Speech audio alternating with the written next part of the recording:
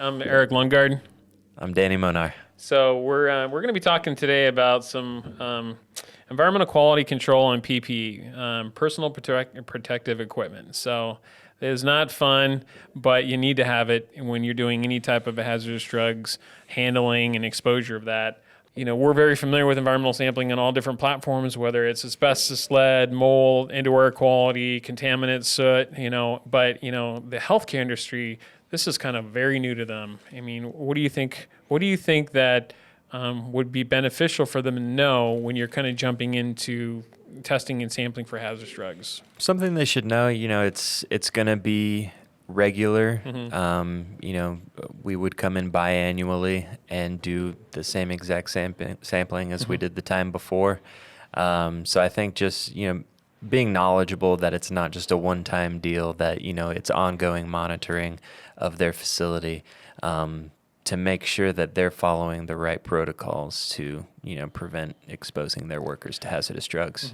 So taking a step back of that, there's a lot of labs out there that are looking to put a kit together and, they're promoting their product to the end user, whether it's a healthcare facility, a pharmaceutical, a pharmacist, and they have really good products out there. I think the confusing part is like, if you run your own samples and you take your own samples in multiple different locations, you're not really knowing how to interpret the data. I mean, being a professional in the industry, you know how to interpret data from soot, from water, from all these other things, and now hazardous drugs is another thing coming down the pike. With mold or asbestos or lead-based paint, they have standards. There's mold everywhere. So it's normal to find that, in a normal building, but with hazardous drugs, we don't want to see any at a workstation. So that's what you were talking about, the presence absence. So the drugs that we would be sampling for, typically even if we find trace amounts of it at a workstation, that's going to be classified that it needs to be either deactivated or decontaminated, Right. or sterilized. And then once the decontamination's finished, we would come back, test it again, and make sure that the area is clean. And then along with that, the mistake was made once, it could be made again. So there needs to be some changes to their engineering controls also, which we can provide. Yeah, and currently there's no acceptable levels of hazardous drug contamination on a surface. So if it's there, it exists, and it needs to be removed. And the cleanup of that is seeing some surface that has liquid that you can't even we've swabbed that surface, we found it's here, and then having either the hospital or the healthcare facility or whatever type of facility is doing their own cleanup. The hazardous drug personnel, the quality control person doing that cleanup over there scrubbing the surface to something they can't even see. I think there's going to be a lot of trials and tribulations by doing their own sampling and interpreting the data and trying to get a corrective action off of that to mitigate the problem. So, just from our experience, going into an issue with a client dealing with hazardous drugs and them telling us the issues that they're having. Hey, you know what? We're trying to comply with, the USP 800. We're trying to take it through this process. We want to make sure we're doing the right thing. We want to minimize exposure to our client or to our patients, our nurses, everything that's all encompassing. And, and then knowing where to sample and knowing, And if they're doing sampling internally, it may not be known, but there is bias.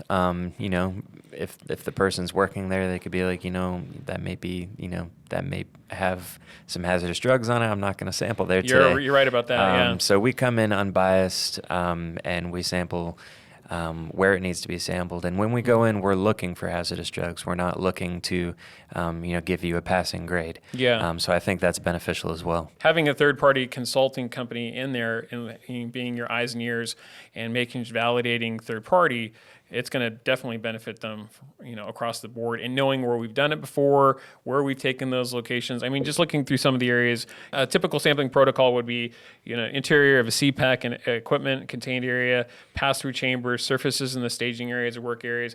And, as you're visiting each site, okay, and you're learning about these sites, and then kind of understanding like, hey, this is your path of flow, of workflow, and your process, your standard operating procedure. what do you think we can educate them on as far as, knowing that workflow and process, and maybe auditing? What do you think, auditing the process? We can write that within the environmental hazard control plan, having the competent person do the auditing themselves, and when we come, twice a year, we can do our own individual audit, and we can compare the two, making sure that the auditor isn't biased as well. So we would come in and test the areas that need to be tested. Yeah, and at the end of the day, we're trying to make sure they're minimizing exposure to begin with. So, and that actually determines, like, hey, are you wearing the right PPE when you're handling the drug? Are you wearing gloves? Are you wearing, a gown? Are you wearing booties? Are you wearing a mask? Are you wearing something when you're actually receiving that drug and then taking it out, decontaminating that vial, putting it in another space, and then taking that vial and putting it in a fridge or wherever you're actually setting that drug to actually store it in the future. And then if you're transporting it between room to room, it's very important to know that, hey, this workflow process is, through your facility, are potential exposure points.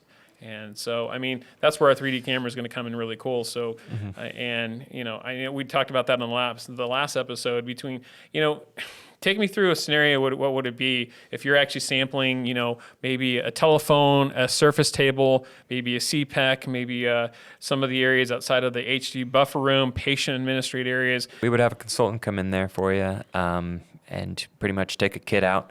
And it's pretty much just a template. You swab the area, and then we send that swab to a lab, and pretty much testing areas that are being used.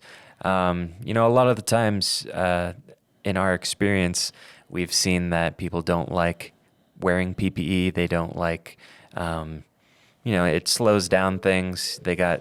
Everyone has things to do, and there's only 8 hours to do it in a work day. So a lot of the times that's how things go wrong, and people wearing the right PPE and changing when they need to is very important. Yeah, and I think to kind of hit the nail on the head, there's going to be labs out there that actually have kits that you can do it yourself.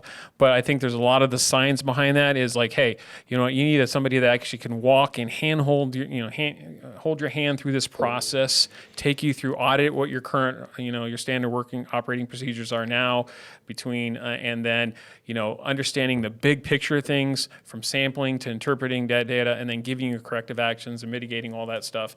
And, it's not fun. It needs to get done, and sometimes some people are really clueless. So, again, without kind of boring the end user on compounding and administrating and spill control, I think we kind of touched on some key points as far as the environmental quality control and doing some sampling. Always check out our website. We have really good information on there for anyone that even if they want to learn about our other verticals. We also, do a lot of work in healthcare facilities, with water losses, legionella sampling, stuff like that. So, USP 800 is hot right now, and that's why we're talking about it.